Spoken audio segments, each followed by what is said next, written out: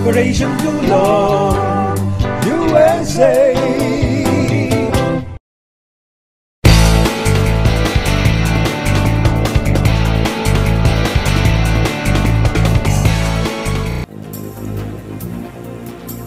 Maraming salamat mga ka-Pilipino at mga ka-OFW. Sa pagkakataong ito ay muling maglilingkod na pambahan ng ating himpilan, Utusan.tv, ang kauna-unahang internet television sa buong mundo na nagbo-broadcast sa loob ng inyong Facebook. At ito po ay aking patutunayan sa inyo. Itatype ko lamang, narito ako sa home base natin. Ang home base ni Manny Calpito. Yan. Pwede rin tayo magtungo ron sige, punta tayo sa home base ng Utusan.tv. Para sa ganun malaman ninyo na pwede akong kung saan-saan pwedeng pumasok. O kaya kung gusto nyo, ay papasok ako doon sa loob ng Facebook ng OFW Joint Force. Doon nga pala ako magpoprograma ngayon.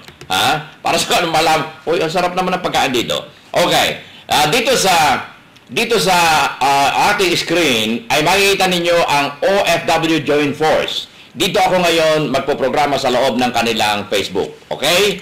Patutunayan ko sa inyo mga ka-Pilipino na tayo po, bago magtungo sa Lebanon, dahil magtutungo tayo sa Lebanon ngayon, sa Beirut, bago tayo magtungo doon, ay nais ko munang patunayan sa inyo na ang Utusan.tv ay napaka-unique.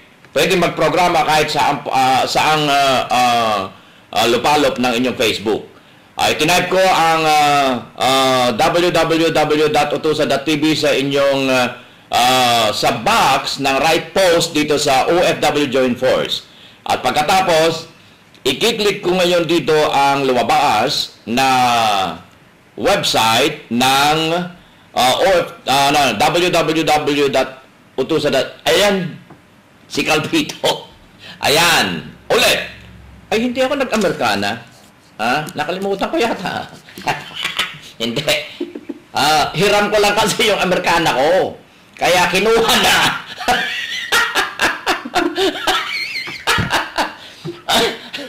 Mark, what happened with my Americana? You have to stop getting naked after the show. I'll say something to our viewers. That's Mark Dihamco III, my cameraman and director. Hello. OFWs, yes, hello. That's all? That's it. Okay.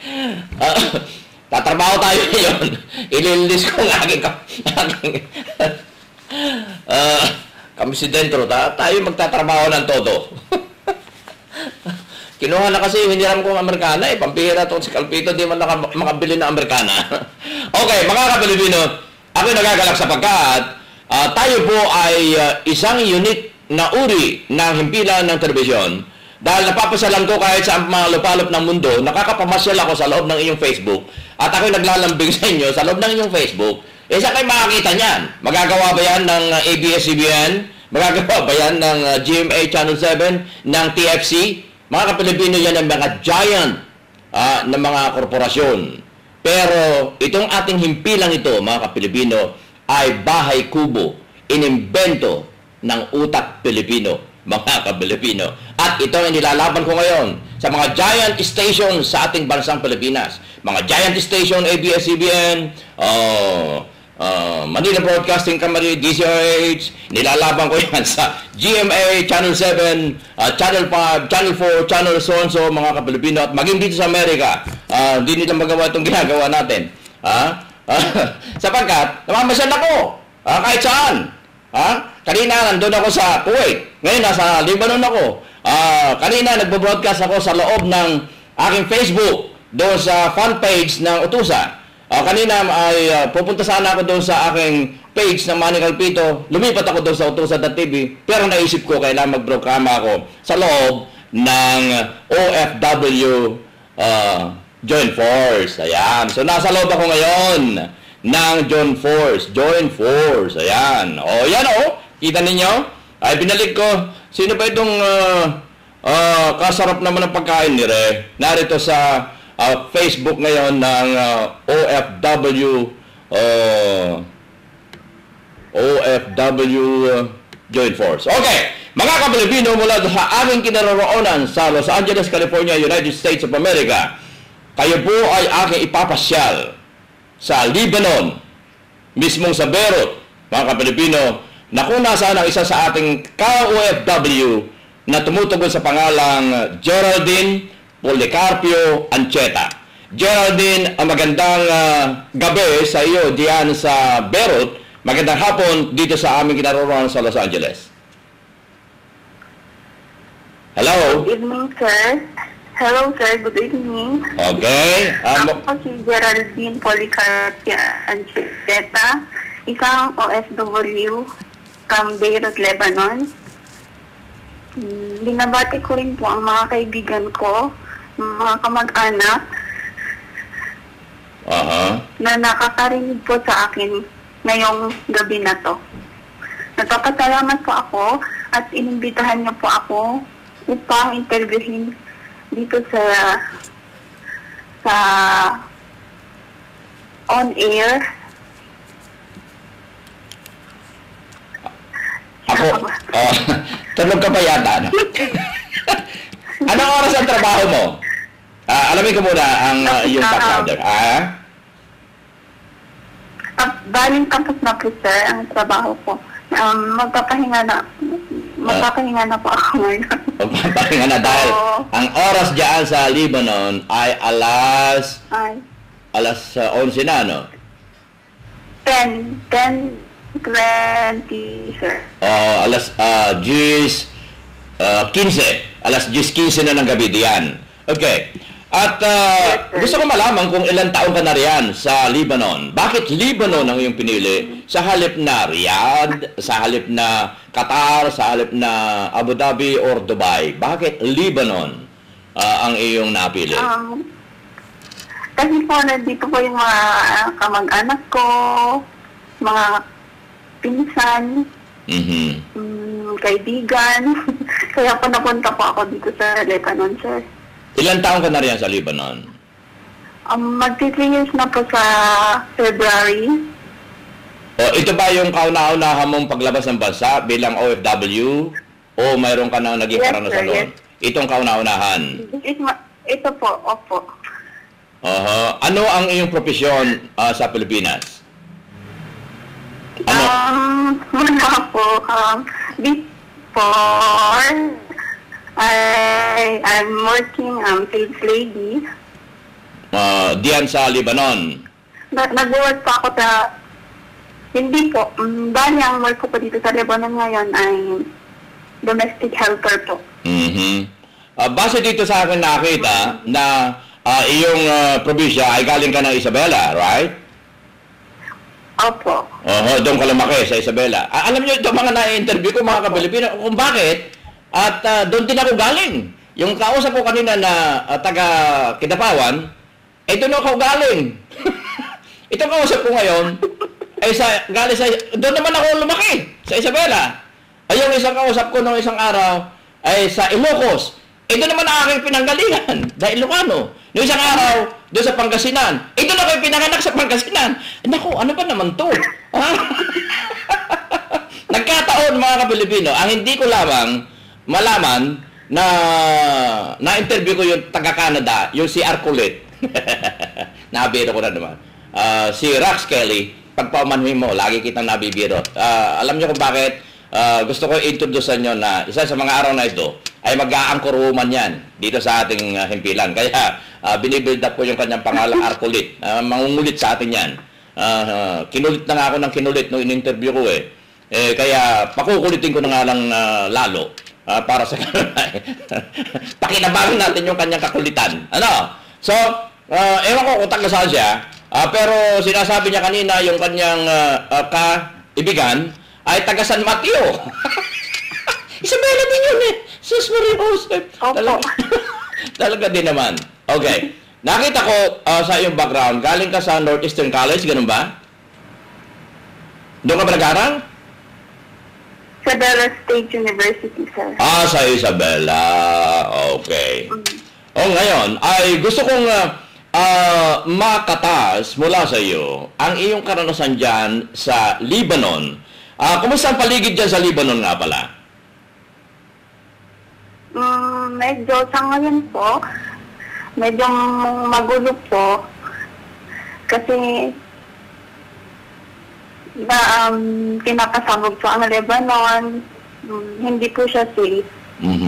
Kaya mahirap po mag-apply dito sa Lebanon po.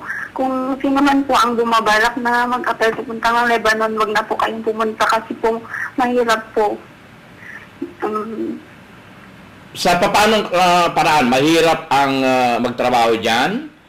O delikado ang buhay dyan?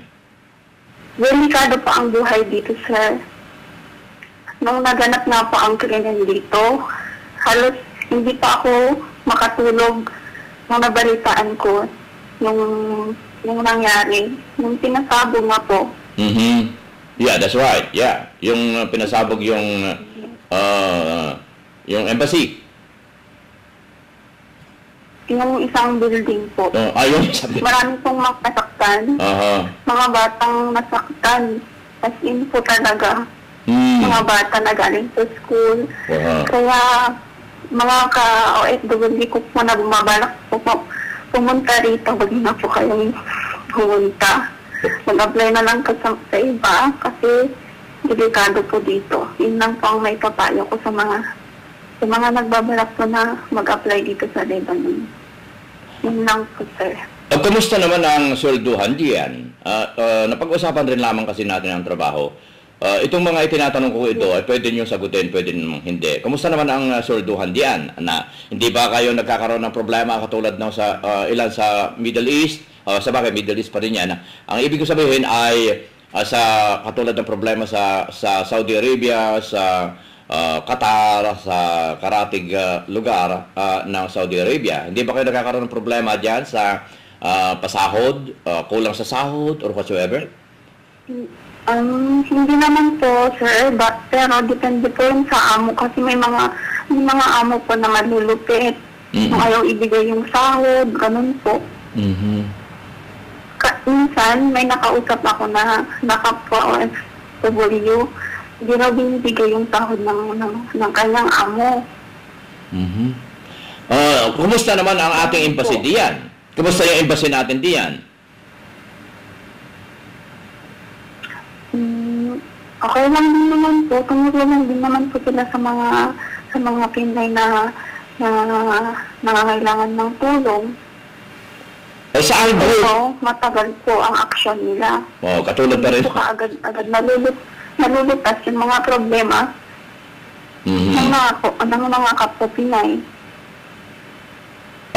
Diyan sa Lebanon, may grupo ka ba katulad ng mga ibang mga grupo ng mga OFWs na nagtutulong-tulungan bawat isa? May grupo ba riyan sa Lebanon? Meron po, Isabelino, Beirut, Lebanon po. Sa Facebook po yun. Isabelino, Facebook, Isabelino, Beirut, Lebanon.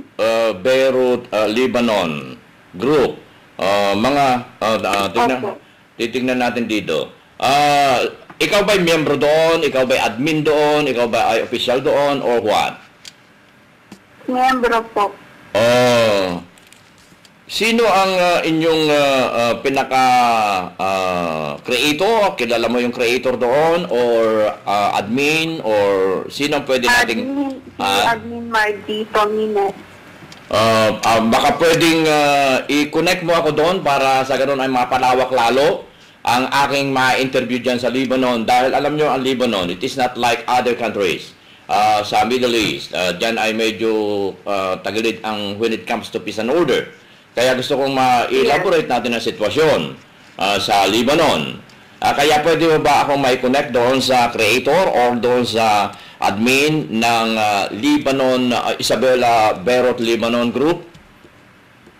Yes, sir. Pwede po. Okay, very good. Ngayon, ay magbalik ako sa ating pag-uusap.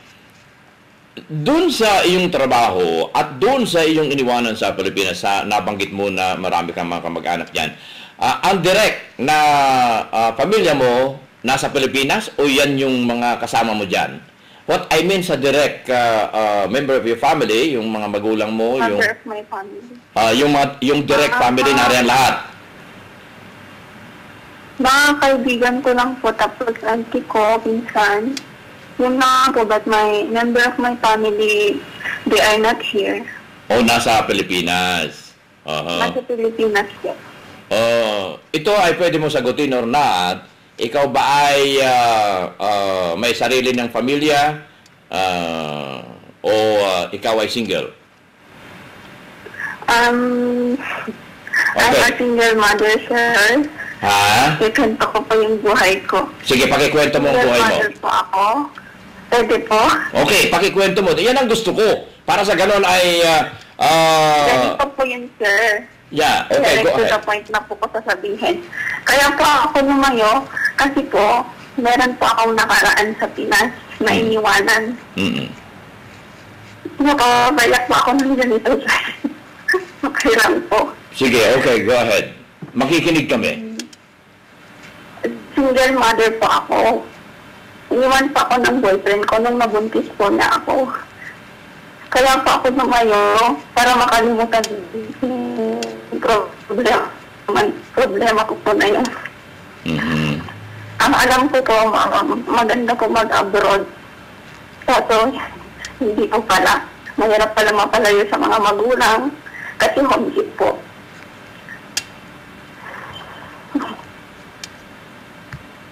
Sige, iluha mo ang dapat mong iluha. Makikinig ang iyong Kuya Manny. Mapapayak pa ako. Sige, huwag kang mag-alala. Okay lang po. Oo, dahil magsisilbi kang ilaw ng mga iba pa na mga ina, single mother. At hindi lamang yon, Yes. magsisilbi kang halimbawa ng mga madaling biktimahin ng mga kalalakihan na Yes. kukulamin ko yung mga ganyang klase ng lalaki. O sige, ipagpatuloy mo, Iha. Ayun po, sir. Ayun po yung nangyari sa buhay ko po. Kaya po ako nag-abroad para po sa anak ko. Kasi nga po single.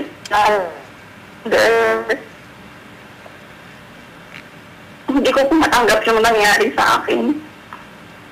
Kaya ako lumayo yan lang po, sir.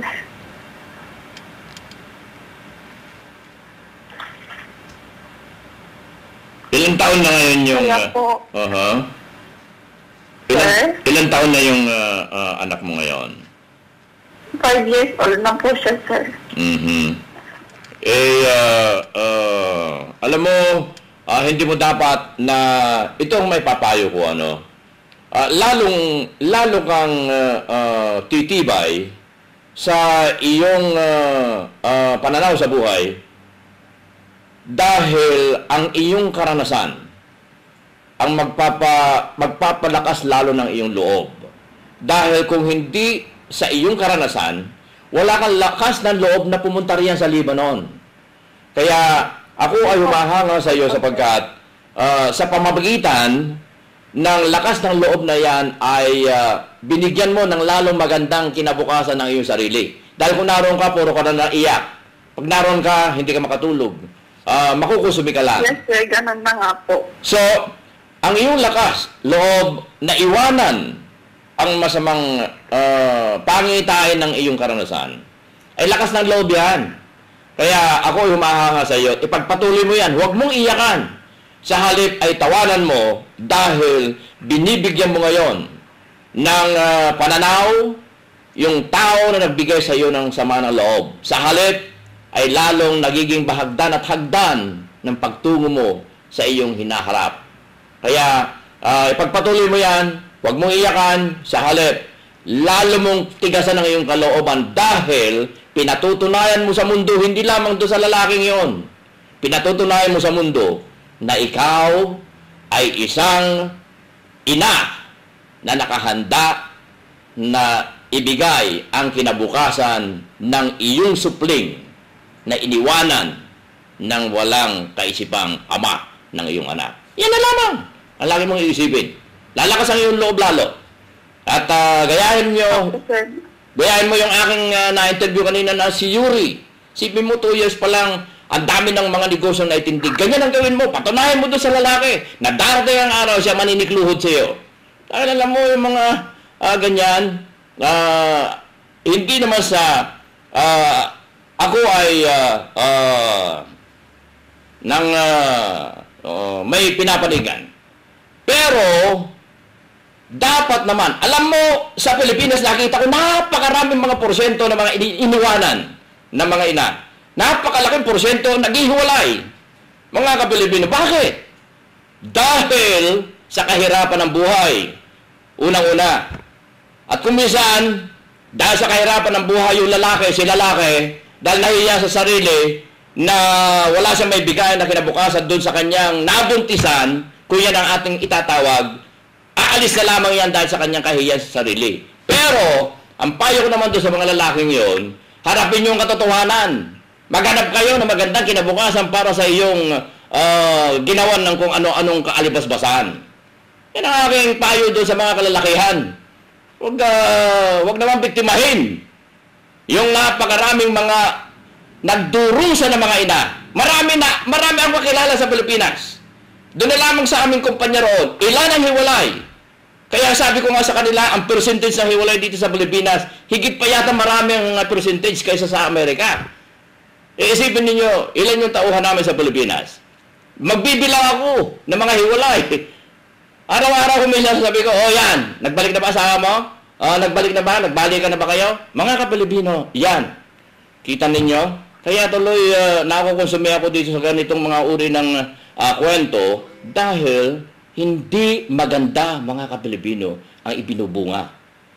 Pero ako ay sumasaludo sa iyo, Geraldine, dahil lalong magiging matigas ang iyong kalooban ngayon. Dahil pinatutunayan mo sa buong mundo na kaya mo na itindig ang kinabukasan ng iyong anak. At huwag mong ituturing na kasawian, kabiguan, yung nangyari sa iyo. Sa halip, ituturing mo yan na ilaw para makita mo matanglawan ang iyong pupuntahang kinabukasan. Yan ang gagawin mong ilaw. Okay? So, yung trabaho mo ngayon dyan ay pwede ba natin ikwento or hanggang doon na lang muna? Hanggang doon na lang po, sir. Okay. At yung aking sinabi sa iyo, binitiw mga salita, ay magsisilbi ng pagkain kaisipan. Para sa ganun ay hindi mo naiyakan. Sa susunod natin pag-uusap, ay nakangiti ka na. Dahil tatawagan ulit kita para sa ganun alamin na hindi mo na iniiyakan ang iyong nakaraan, sa halip ay tinatawanan. Okay? Okay ba yan? Opo, sir. Maraming salamat po. Okay ba yung kwentuhan natin na yan? Okay po, sir. Gusto kong maging masaya ka. Dahil kung gusto mong sumaya, lalo, kung may panahon ka, lumahok ka na sa hula hoop. Alam mo ba yung hula hoop na page ng inyong kuya, Manny, sa Facebook? Nababalita mo na yon. Puro tawanan doon. Dahil nagpapahula ako roon ng kung ano-ano. Kalimbawa, yung pinakahuling pinahulaan ko saan matatagpuan ang salitang comma? C-O-M-A. Yun. Saan matatagpuan yon yung comma? Di ba magsusulat ka, may comma na gano'n? Saan matatagpuan yon? So, ganun mga kwento doon sa hula hoop. Alam mo kung ano ang answer noon? Matatagpuan sa Kuwait. Yung salitang comma. Bakit alam mo kung bakit? Tagalog kasi ng comma ay quit. Quit. Kaya Kuwait. Mga ganon, mga doon sa aking hula hoop page. Puntahan ninyo dyan sa Facebook. Ay puro tawanan yon. Marami mga pinahuhulaan doon na puro kaalibasbasan pero nagbibigay ng pagkain kaisipan. Katulad ng 2 minus 2 equals 0. Bakit tama? 2 minus 2 equals 0. Bakit tama? Correct nga naman. Alam mo kung ano answer nun, Geraldine? Ang answer nun ay totoo dahil 2 and 2 and 0. Kaya totoo. Ganon. Marami kayong matututunan doon. sa page na yon, at yon ay title pa ng aking libro na lalabas by November. Pero hindi lamang mga biruan yung laman ng aking libro, sa halip ay hulahok, imbensyon, recipe at iba pa. Kaya meron akong joke, meron akong malalim, tuturuan ko kayo maging inventor, at doon sa dulo ay mga recipe. Hindi mga ordinaryong recipe katulad ng paggawa ng kabute, paggawa ng ketchup, paggawa ng itlog na maalat, paggawa ng yung mga recipe na nandun sa aking libro ay hindi lamang yung recipe, kundi recipe na pwede nyong ipang negosyo. Dahil tayo ay mga OFWs. Yan. Kaya, hindi lang ka-alibas-basan itong naririnig nyo sa kay Kuya Manny Calpito. Kung minsan ay nagagalit ako sa mga politiko, kung minsan nagbibiro ako, kung minsan ay kung ano-ano, mga ka-Pilipino, sapagkat ang ating bansang Pilipinas ay marapat lamang na makibahagi tayo sa pag-unlad nang sa ganun makita natin, mapatunayan at ang generation natin mga OFW ay pwede may pagmalaki sa lahat ng kasaysayan ng bansang Pilipinas. Okay, ang inyong mga huling pananalita, bahagi ng pagkain kaisipan ng ating mga ka-OFW, nasa iyo ang pagkakataon, kaibigang Geraldine Policarpio Ancheta na nasa Beirut, Lebanon. Go ahead. Geraldine? Yes, sir. Nasa sa iyo ang mga huling pananalita para ipaabot. Maraming salamat po sa pag-imbita niyo po sa akin. Kaibigan ko po na nag-alok sa akin para intindihin po dito sa